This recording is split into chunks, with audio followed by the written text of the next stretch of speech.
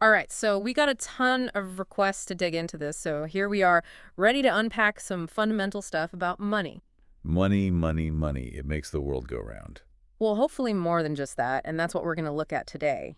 Going beyond just like what's in your wallet. Right, thinking about money less as like this thing you have and more about what it does. Exactly, like what it's actually for, what roles it plays in the economy, stuff that really affects everyone listening. Definitely. And I think even if you think you know this stuff, it can be really helpful to revisit these basic ideas. For sure, like it's easy to take for granted, but these functions are why money even exists in the first place. Right. So let's start with like the most basic function, the one Yeah. that probably pops into your head first.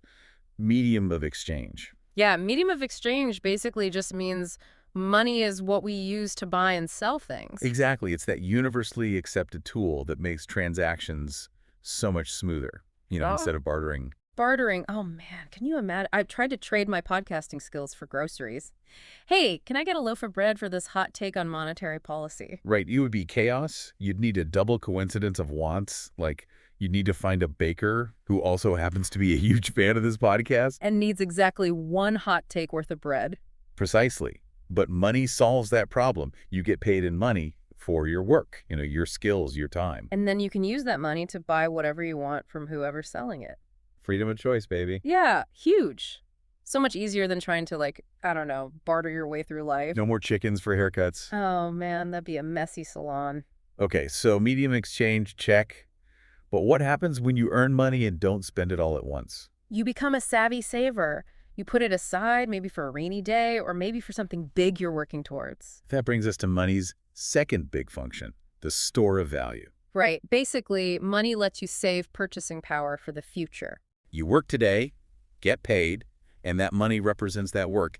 It can sit there, and you can use it later. Now, of course, there's inflation and prices go up over time, so the value of that money might erode a bit. True, but overall, compared to, say, storing a bunch of potatoes that'll rot, money is pretty reliable for holding value. Way more reliable than potatoes, for sure. And definitely better than hoping someone will want your skills years down the line. It's like bottled up potential, ready to be unleashed on the world. But how do we know how much potential is bottled up? Like, how do we decide how much money something is worth? That's where the third function comes in. Unit of account. Unit of account, basically a fancy way of saying money is like a measuring stick for value. Exactly. We express the value of everything in terms of money, a gallon of milk, a house, a haircut, whatever. Which makes comparing things so much easier. You see a shirt for $30 and a pair of shoes for $60, you instantly get a sense of their relative value. And that helps you make informed decisions, allocate your money effectively, whether you're shopping for groceries or planning a budget. It's like a common language for value. Everyone understands it, it's clear, it's concise. Right. And that shared understanding extends to more complex financial stuff, too, like loans. Ah, yes, the wonderful world of borrowing and lending.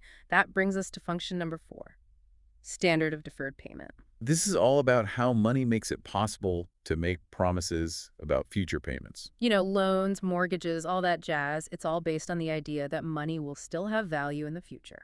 We agree on a price today, we agree on how much to pay back later, and money facilitates that whole process. Without that trust, without that standard, the whole financial system would be way shakier, wouldn't it?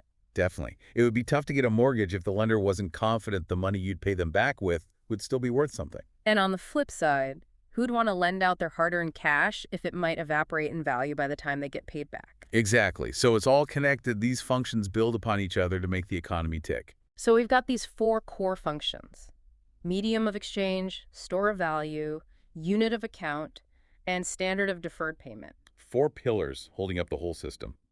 And it's not just about physical money like coins and bills anymore. Oh, absolutely. Think about your bank balance. You don't see that money, but it's still there representing value you can use. Same with credit cards, online payments, even cryptocurrencies. They're all digital expressions of these functions. The form might change, technology might disrupt things, but those core roles remain essential. So by understanding these functions, you're not just understanding money, you're understanding the heart of the economy. You see the gears turning, you see how value flows, you see how transactions big and small are made possible. And that deeper understanding can help you make better financial decisions, navigate the economic landscape, level up your money game. Absolutely, it's empowering. It's like having a cheat code for the financial world, except it's not cheating, it's just knowledge. And speaking of leveling up, here's something to think about. As digital currencies become more and more common, could they change these fundamental functions of money? Or will those functions adapt and evolve, just in a new digital form? It's a fascinating question to consider. Definitely something to keep an eye on as the financial world keeps changing. All right, well, there you have it. A deep dive into the fundamentals of money, what it does, why it matters, and how it shapes our world. And who knows, maybe even some food for thought for the future of finance. Thanks for joining us for this deep dive. Until next time. Keep those brains buzzing. And your wallet's happy.